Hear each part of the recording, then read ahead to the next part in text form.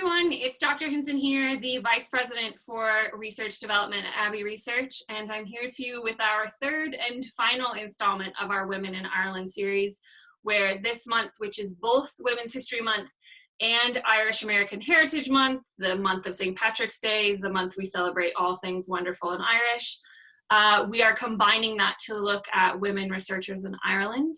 And for this video, I am joined by Dr. Órfhlaith Campbell, who got her doctorate in history from the Open University back in the UK, full disclosure. Dr. Campbell completed her master's and PhD alongside myself and Dr. Donnelly, so we know her from way, way back. So you're very welcome, Dr. Campbell, and we're delighted to have you with us. If you could just give us a brief introduction to where you're from and what you're doing. I should say you're joining me, I'm in Pittsburgh, but you're joining me from Vancouver, British Columbia. So a little bit about what you're doing now in your post-PhD. Yeah. So, well, thank you very much for having me in your Women's History talks.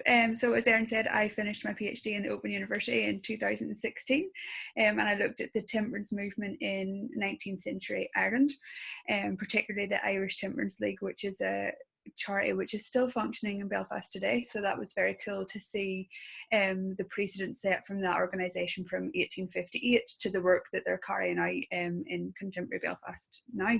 I've recently, well, not recently, it's been a year and a half now, moved to Canada, and I am living and working in Vancouver and still keeping my connection to addiction studies, because I'm working as the intake assistant for the British Columbia Nurses Union, and our department helps nurses with licensing and practice issues, and if the nurse has problems with addiction, then we'll help them in their recovery and get them back to full practice. So yeah, it's nice to keep working in the same sphere that I was studying in. So yeah. Yeah, it's really interesting that you were able to find work, not necessarily in academia, but something that was still utilizing a lot of the skill sets and language that you had acquired. Yeah, and I was definitely very lucky to fall in with the union, and I didn't start, I was an admin assistant straight away, and we've spoke about this before, the struggles of coming out of academia when with your PhD and not really knowing what to do, and then you're like, oh, I've studied for 10 years, but yeah, I'm still in a position I was at when I'm 17. So it has took some time, and it's definitely been a adjustment period. But now that I'm in a job where I can take those skills and those things that I've learned and apply them to my daily work, yeah, much happier now. That's fantastic. So speaking of history, yes, and, everyone knows that if you have been reading my blogs this month, you'll know that I, as a historian and an anthropologist, I'm very passionate about the importance of studying history. So while I have another historian on the video chat with me, if you would, Dr. Campbell, just talk a little bit about why you wanted to study history, like maybe what drew you to history in the first place, and why you feel it's really important to continue to advance historical research. Yeah. We actually do this little project at work. It's a 52 list project, and it asked us for our favourite books. So I've been thinking a lot about this recently, and I remember my mum, I must have been about 11 or 12, give me, it was the Kevin and Sadie books from across the barricades, and it's these two. Yeah, I think I've heard of them. I've never read them because we didn't have them in America, but I've heard of them. So it's about a Catholic and a Protestant youth, and they're teenagers, and they fall in love, and they get together. And I think that was the first point where I really, like, my critical mind kicked in, and I was thinking outside of my own sphere and history and stuff. So that's what really piqued my interest in looking at our own Irish history. And I think the context is key, and I know you've spoke about this before in some of your Abbey research publications that you do. It gives us a better understanding of where we are, like individually, in our families and our communities, and it just gives a better understanding of the world that we live in today, and how it's got to where it is. And what I love about history is you can see so much that has changed over the decades and the centuries, but you also see so much that has stayed the same.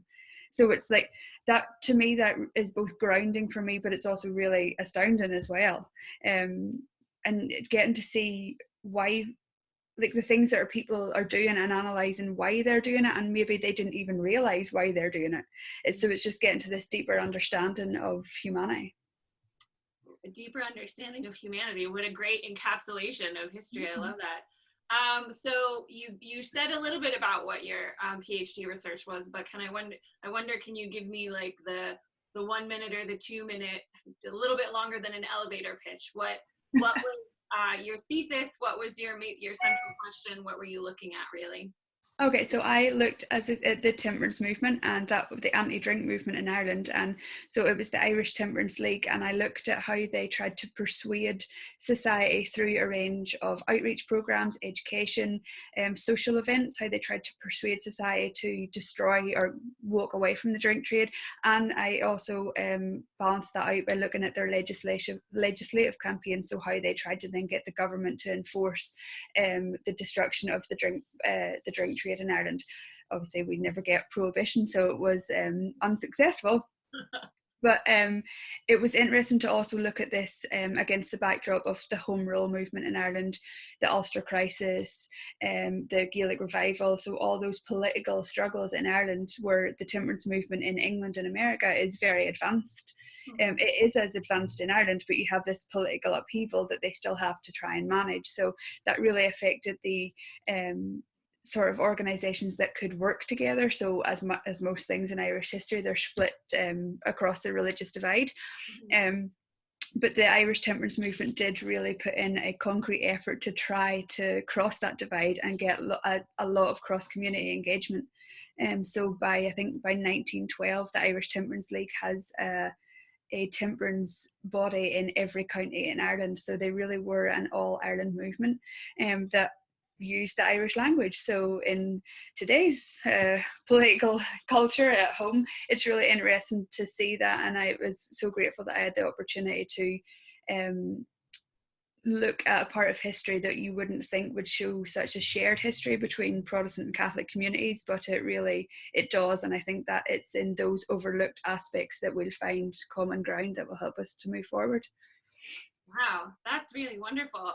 And just for our readers that aren't, or watchers that aren't familiar necessarily with those periods, what period did you look at for the temperance movement? I know you said that the ITL still exists, the Irish Temperance League still exists now, but was there a particular historical kind of range that you were looking at, or that you I started the Irish Temperance League started in 1858, so that was sort of my start period, and then I go up to 1914, so just to the start of the First World War, because temperance and really Europe really changes after that, and you're not dealing with the same context, so that was really my end point.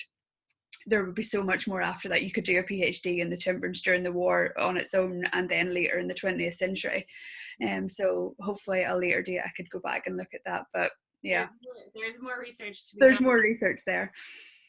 So I don't know that a lot of people watching this, wherever you are in the world, might know a lot about temperance or prohibition or anti-drink movements. So when you were doing your research, what were some of the main misconceptions that you found people had when you were doing research? Or I think one of the biggest things is that people think that it's boring, like it is anti-drink, and it's just trying to, make people boring and there's no fun, and that really wasn't true. Like it was this massive movement in Ireland, and it was very passionate. They had social committees, they had balls, they had dances.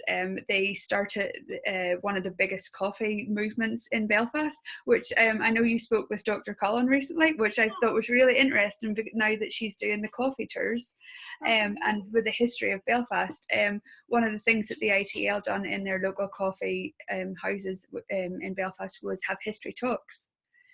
And have science talks and stuff. So I thought that was fantastic that it's kind of went full circle again. So there's Tres who's now doing that. So wow, that's wonderful. We're back to the tourist and coffee economy. There's a long history with temperance. That's amazing. And I think my other thing that I really always have to say when people ask me is that there is a current argument out there at the moment that the temperance movement in Ireland was in its infancy at the end of the 19th, start of the 20th century. And there's not many things in history that you can say is wrong, because it's people's perception and stuff. This is wrong. my research has shown, like from the mid 19th century, this was a big movement that was way ahead of its time. Like this organization set up a business that would fund their charity, so would give them more money to do their outreach projects all throughout Ireland. So yeah, that's what I'm very passionate about, that people know that it was a big movement on par with that one in England and America. I think that's what's one of the things that's so wonderful about the opportunity to do high-level research, and I know you and I have talked about this before, is being able to do a passion project and find something that dispels myths that we might have about a historical period or about a particular movement or an identity or an ideology. So I think that's really interesting and quite a contribution that you made to the history of Ireland, which doesn't normally, particularly during a very volatile political period, doesn't really look outside of those bigger historical events and movements that took place from the mid 19th century to the start of the First World War. For any of our viewers out there, it was a huge period of turmoil and change in Ireland, politically and nationally, and even violently for a period as well. So it's fascinating to get a special insight into that. So the last question I have for you is kind of looking into the future crystal ball. I know you're in Canada for this period, but you do hope to return, and you will be returning to Ireland sometime in the near future. Sometime, yeah. What do you, how do you see yourself continuing your passion or your interest in research or history once you get back home?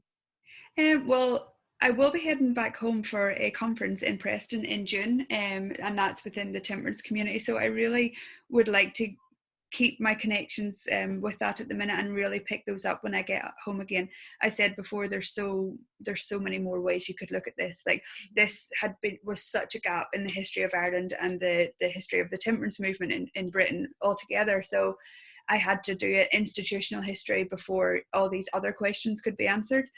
So I would really like to go back and do some further research on this. Yeah, very fascinating and not boring anti-drink movement. You heard it here first. Temperance movements are not boring. They're not boring at all. That'll be the title of the blog post for everybody.